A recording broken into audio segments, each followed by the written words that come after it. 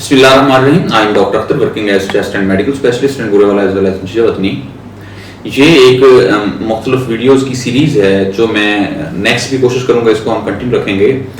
ये मैं आपके जो वीडियोस नीचे कमेंट्स करते हैं उनको रिप्लाई करता हूँ ताकि इसमें आपका भी बेनिफिट हो, जो आपके सराउंडिंग में मुख्तलिफ लोग हैं जिनको प्रॉब्लम है या होने वाला है। क्योंकि ये जो क्वेश्चन किए जाते हैं मैंने नोट किया, ये 70 to 80% लोग क्लिनिक पे भी करते हैं, ताकि मेजॉरिटी का इसमें बेनिफिट हो सकता है, तो आप लोगों को शेयर भी करें। नेक्स्ट क्वेश्चन है सना सबीन का। वो फरमाती हैं, अस्सलाम डॉक्टर वासलाम, I mostly used to watch your videos regarding asthma, thank you, it's highly appreciated to your deeds. मेरा 4 साल का बेटा है, 1.5 ईयर से इसको सांस का मसला है। डॉक्टर ने इसे सीरम IgE लेवल प्रेस्क्राइब किया है। ये टेस्ट होता है, मैं बताता हूँ बाद में क्या ये सही है।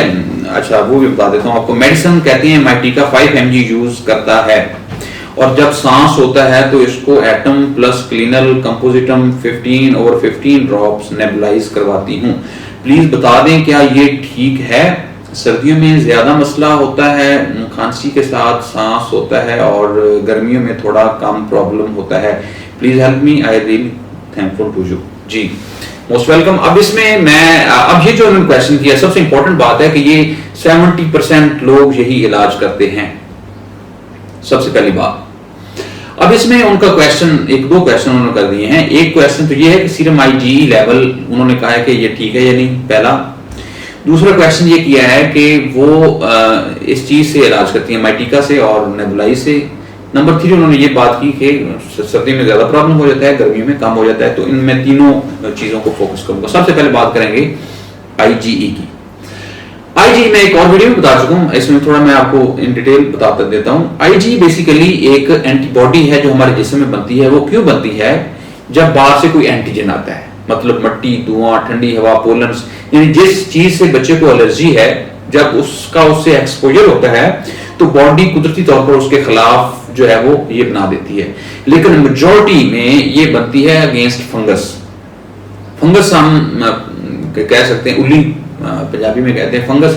अगर आप गौर करें, एक आम आदमी के लिए बताऊंगा, जिस जहां पे नमी हो तो वहां पे जो सब्जी माइल सा उगाता है तो वो फंगस होती है।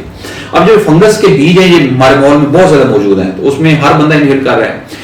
तो ये क्या करते हैं, जिस बंदे को एस्मा होता है उसकी सांस की नाली के अंदर सोजिश होती है, और उस सोजिश के अंदर ये ग्रो करता है, उगता है, जैसे एक पौधा होता है। तो उसके उगने की वजह से जो बॉडी इसको रिस्पॉन्ड करती है वो in the form of IgE कर दी है। तो इस बार आप रिप्लाई है कि ये हम एक कॉम्प्लिकेटेड एस्मा को देखने के लिए टेस्ट करवाते हैं, और ये टेस्ट ठीक है, करवा लेना चाहिए, क्योंकि इससे पता चलेगा क्या उसकी डिजीज कॉम्प्लिकेटेड है या नहीं। क्योंकि जो लग रहा है, आपने जो आगे बात की उसमें लग रहा है कि वो आपका केस थोड़ा कॉम्प्लिकेट हो रहा है।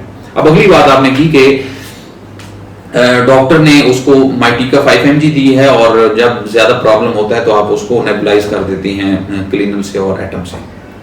अब पहली बात तो मैं आपको ये कहना चाहूंगा, जो एटम है ये 6 साल से नीचे रिकमेंडेड नहीं है, जो गाइडलाइंस हैं WHO की। सबसे पहली बात तो बच्चों के लिए एटम से नेबुलाइज नहीं करना चाहिए। उसकी मुख्तलिफ इम्प्लीकेशंस हैं, वो डिटेल में थोड़ी टेक्निकल बात है, लेकिन बेहतर है कि उसको ना किया जाए। 6 साल से नीचे, ऊपर तो किया जा सकता है, पहली बात। दूसरी बात, अब ये जो आप इलाज कर रही हैं ये एक सिम्प्टोमेटिक इलाज है, अलामती इलाज है, टाइम पास वाला इलाज है, जो मैं पहले भी बात कर चुका हूं मुख्तलिफ वीडियोज में। ये जो एज़मा होता है इसका 2 तरह से इलाज है। एक होता है जो प्रॉपर इलाज है, स्टैंडर्ड तरीकाकार है, वो मुख्तलिफ वीडियोज में मैंने बताया है। और एक है सिम्प्टोमेटिक इलाज। ये आपका सिम्प्टोमेटिक इलाज में आता है, अलामती इलाज में आता है, टाइम पास में आता है, वक्ती इलाज में आता है।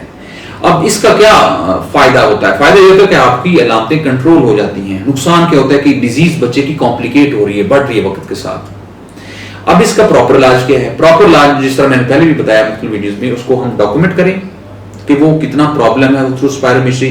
फिर उसको चूंकि ये इनहेलर नहीं कर सकेगा ये बच्चे, इसको हम नेबुलाइजेशन के साथ चलाएंगे।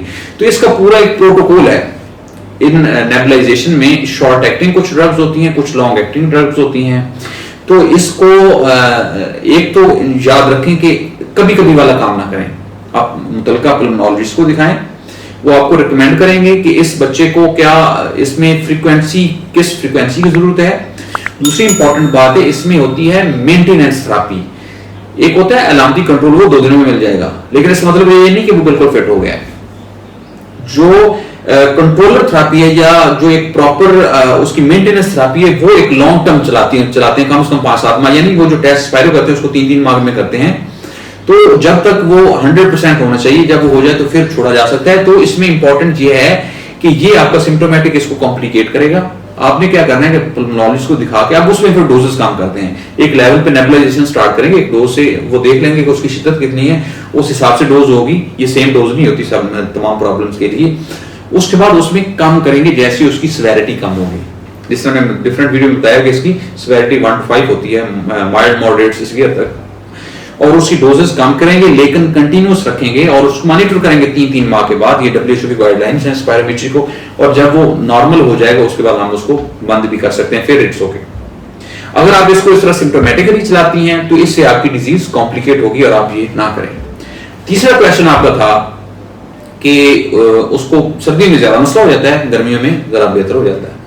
अब इसमें एक तो लॉजिकल एक फिजिक्स का रूल है कि सर्दियों में वैसे चीजें जो है वो सुखती हैं, गर्मियों में थोड़ी फैलती हैं, तो सांस की नालियां एक पाइप की तरह भी होती है, किसी ना किसी लेवल पे इन्वायरमेंट का इन पे इफेक्ट होता है। नंबर 1, किसी ना किसी लेवल पे, टोटल नहीं है। लेकिन जो मेन फैक्टर वो ये है कि जो सर्दी है, ये जो ठंडी हवा है, ये जो कम टेम्परेचर है, ये ट्रिगर फैक्टर्स हैं एजमा के। ट्रिगर फैक्टर अंग्रेजी में मतलब तीली लगाना, जिससे पेट्रोल को, मतलब एक बंदे को अगर एजमा था, पहले हल्का हल्का था, सांस की नाली के अंदर सोजिश है, ये जो ट्रिगर होता है जिसको आपने बात की ठंडी हवा की है, मतलब सर्दी की, तो उससे उसकी वर्सनिंग हो जाती है, प्रॉब्लम हो जाता है। अब मेजॉरिटी पेशेंट्स के ये कहते हैं जी मुझे सर्दियों में मसला हो गया, पहले मैं बिल्कुल फिट फाट था। ऐसी बात नहीं है।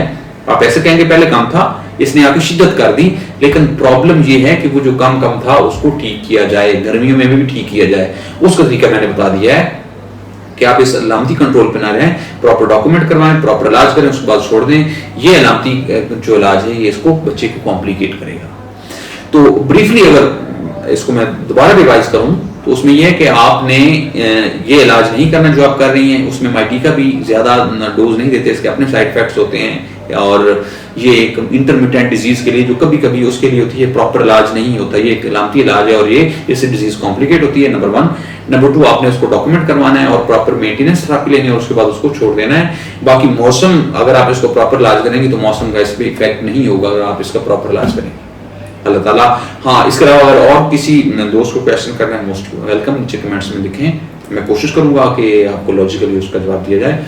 अल्लाह ताला आपका और आपके घर वालों का मेरा स्वरूप। अल्लाह हाफिज़।